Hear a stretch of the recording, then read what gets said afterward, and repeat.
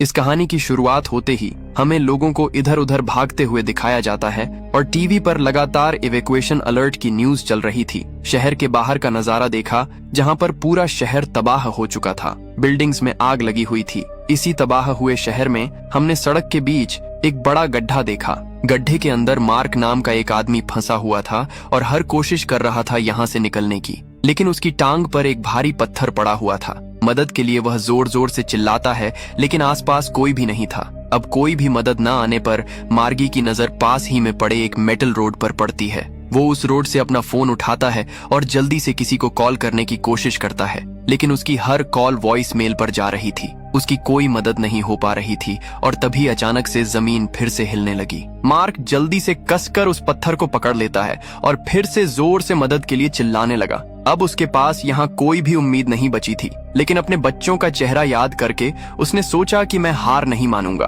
उसने हिम्मत जुटाई और अपने फोन की फ्लैशलाइट ऑन की ताकि आसपास के रास्ते को देख सके। उसने अपने पीछे एक अंधेरी टनल देखी, लेकिन तभी अचानक से उस टनल में से एक भयानक गुर्राने की आवाज आई। मार्क बुरी तरह से डर जाता है। जल्दी से अपने फ्लैशलाइट को बंद कर दिया और कुछ देर वहीं पर बैठा रहा। वो काफी डर चुका था, लेकिन फिर भी वह सोचता है कि मुझे किसी तरह से अपनी वाइफ को खबर देनी होगी। वो अपना वॉइस मैसेज रिकॉर्ड करता है और अपनी सारी हालात बताते हुए कहता है कि बच्चों का अच्छे से ध्यान रखना। तभी मार्क को ऊपर आसमान में हेलीकॉप्टर की आवाज सुनाई दी, जिससे मार्क के दिल में एक उम्मीद जगी। लेकिन तभी वह हेलीकॉप्टर वहीं गिरकर क्रैश हो गया। उस धमाके से वह जमीन हिल गई और वो गड्ढा तेजी से ढहने लगा। मार्क जल्दी से वह रोड उठाता है और अपनी पूरी ताकत लगाकर अपनी टांग को बाहर निकाल लिया। वो दर्द में किसी तरह से घिसटता हुआ उस सुरंग में जाकर छिप जाता है। अब यहाँ पर मार्क बुरी तरह से जख्मी हो चुका था। जिंदा रहने की उसके अंदर और ज्यादा हिम्मत नहीं, लेकिन जब अपने फोन में अपने बच्चों का फोटो देखता है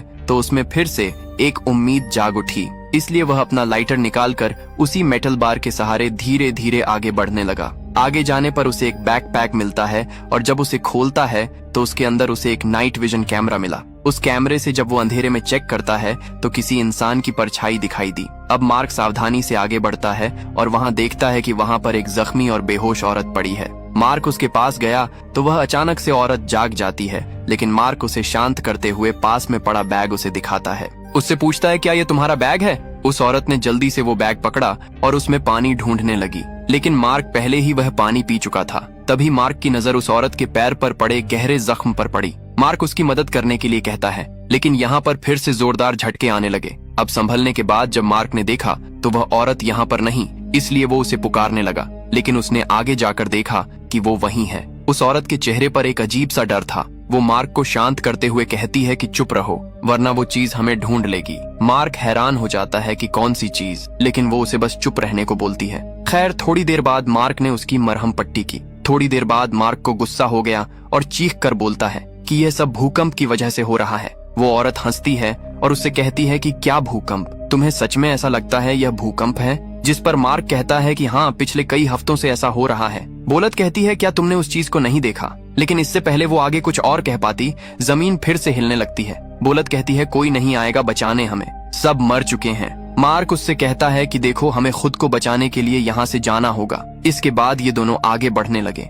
मार्क आगे रहना चाहता था ताकि वो रास्ता देख सके, लेकिन औरत कहती है कि नहीं, मैं आगे रहूंगी, वरना तुम मुझे छोड़ जाओगे। मार्क ने कहा, मैं ऐसा क्यों करूंगा? जिस पर वो कहती है, सब वैसा ही करते हैं, दूसरों को छोड़कर भाग जाते हैं। उस औरत को खुद पर भरोसा दिखाने के लिए मार्क उसे अपनी बेटी की फोटो दिखाता है। कहता है कि देखो, मैं भी अपनी फैमिली तक पहुंचना चाहता हूँ, लेकिन बावजूद इसके भी वो औरत मार्क को आगे नहीं जाने देना चाहती थी। इसलिए उसने मार्ग को जोर से मारा, जिससे वो पीछे हट गया। इसके बाद उसने मार्ग से वो लाइटर भी ले लिया और उससे कहा, तुम मेरे पीछे ही रहना।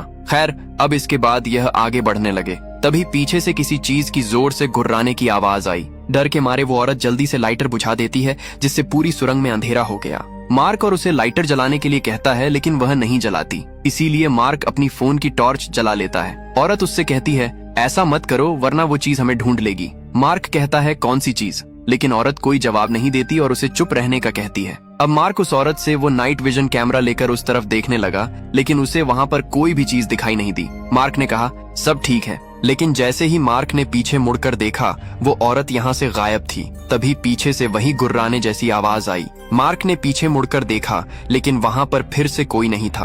अब मार्क फिर से हिम्मत जुटाकर आगे बढ़ने लगता है। थोड़ी दूर आगे जाने पर फिर से उसे वो औरत घबराई हुई दिखाई दी। उसने डरते हुए मार्क से पूछा, क्या तुमने वहां पर कुछ देखा? मार्क ने कहा, नहीं, मैंने कुछ नहीं देखा। लेकिन औरत कहती है, हमें यहाँ से जल्द निकलना होगा। लेकिन तभी इन्हें फिर से वही गुर्राने की आवाज आती है, इसलिए दोनों यहाँ से जल्दी से भागने लगे और भागते हुए फिसल कर जमीन पर गिर पड़े। औरत ने जल्दी से लाइटर जलाया, लेकिन अंधेरे में कुछ दिखाई नहीं दिया। मार्क ने फिर से लाइट विजन कैमरा मांगा और इस बारिश से वो मॉन्स्टर साफ दिखाई दे जाता है। वो मॉन्स्टर धीरे धीरे इनकी तरफ बढ़ रहा था, इसीलिए यह सुरंगा के किनारे पर छिप जाते हैं। अब उस औरत को एंजाइटी होने लगती है, इसीलिए वो अपने बैग से दवाई निकालती है, लेकिन उसे याद आता है कि उसकी दवाई तो पीछे ही रह गई है। मार्क कहता है कि देखो, अब हम पीछे नहीं जा सकते, लेकिन वो औरत उस पर उसकी गन तानते हुए कहती है कि वह दवाई मुझे लाकर दो।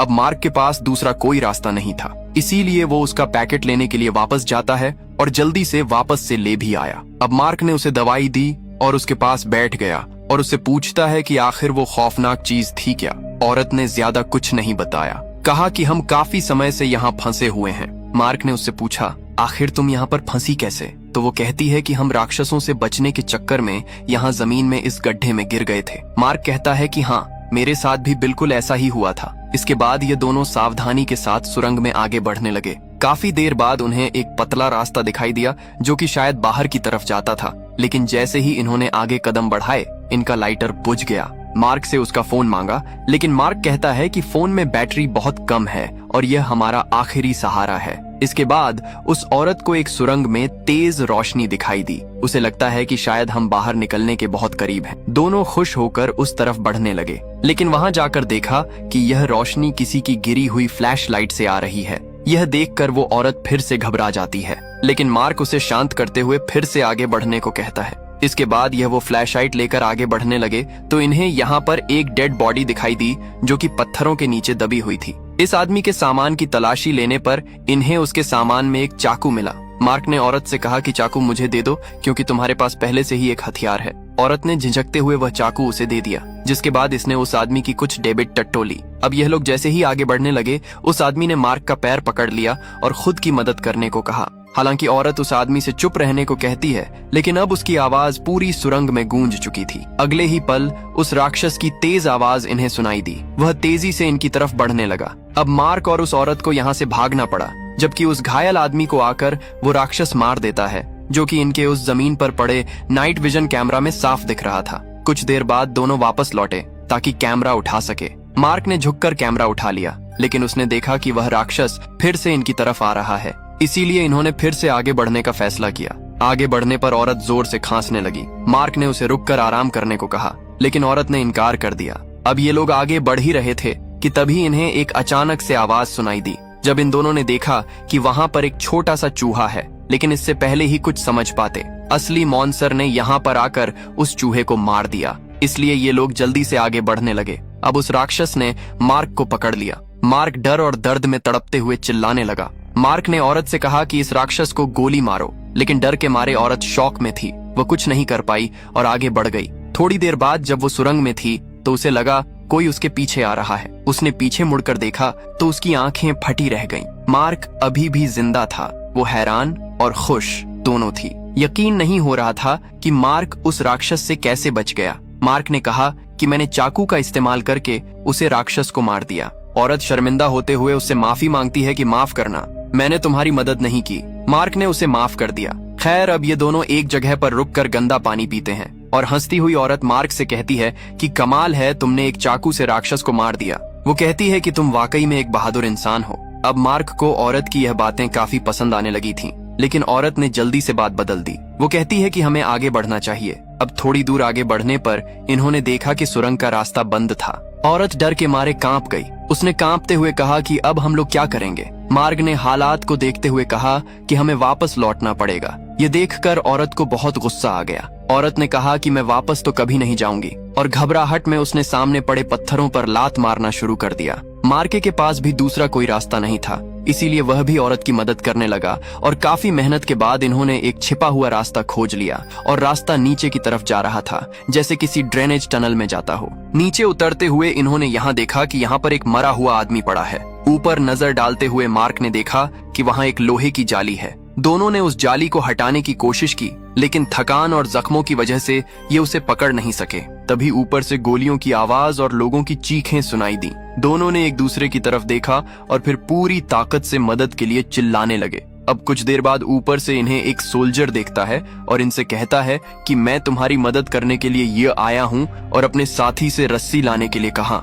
मार्क और उस औरत की आंखों में एक उम्मीद जाग उठी, लेकिन तभी ऊपर एक तेज धमाका हुआ और राक्षस ने हमला कर दिया। सोल्जर ने तुरंत गोलियां चलाई, लेकिन वह चीखता हुआ नीचे गिर पड़ा और उसका पूरा खून ऊपर से टपक कर मार उस औरत के ऊपर गिर गया। फिर उस राक्षस ने इन दोनों पर भी हमला करने की कोशिश की, लेकिन बीच में लोहे की जाली थी, इसलिए वो इन तक पहुंच नहीं पाया। लेकिन जब यह लोग देखते हैं कि वो मस्टर उस जाली को भी तोड़ने वाला है, तो मार्क ने नीचे बनी एक नाली का रास्ता तोड़ दिया और दोनों नीचे उतर गए। नीचे का पूरा हिस्सा पानी से भरा हुआ था। ये देखकर मार्क ने हिम्मत जुटाई और पानी में उतरकर रास्ता ढूंढने लगा। कई बार वो दीवारों से टकराता है, लेकिन आखिर में उसे एक पतला रास्ता मिल ही गया। वो बाहर की तरफ जाता था। वो वापस लौटा और पहले उस औरत को बाहर की तरफ भेजा। उस औरत ने बिना वक्त गवाए पानी में गोता लगाया और आगे बढ़ गई। मार्क वहीं रुका, क्योंकि एक बार में केवल एक ही आदमी वहां से बाहर जा सकता था। और तभी राक्षसों की गुर्राहट फिर से पास आने लगी। तभी दूर से एक रोशनी दिखाई दी।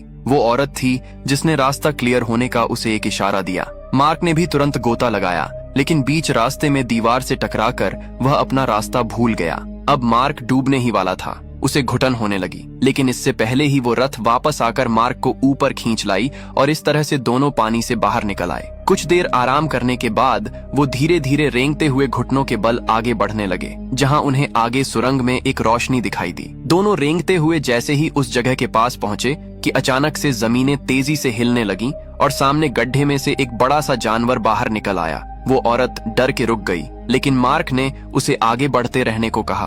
अब तक इन्हें समझ आ चुका था कि उस जीभ को अंधेरे में ज्यादा कुछ दिखाई नहीं देता। अब मार्क ने इस बात का फायदा उठाते हुए उस औरत को धीरे धीरे आगे धकेला और वह खुद उसके पीछे बढ़ने लगा। लेकिन अब वो औरत एक जगह पर रुक गई थी। मार्क ने देखा कि उस औरत की जान चली गई है, उसकी एंजाइटी और जख्मों की वजह से। अब औरत का शरीर बाहर निकलने के रास्ते में फंस गया था और ऊपर से सुरंग तेजी से ढह रही थी। मार्क ने घबराकर चारों ओर देखा। उसने नीचे झांका तो वहां पर सैकड़ों जीभ उस गड्ढे में रेंग रहे थे।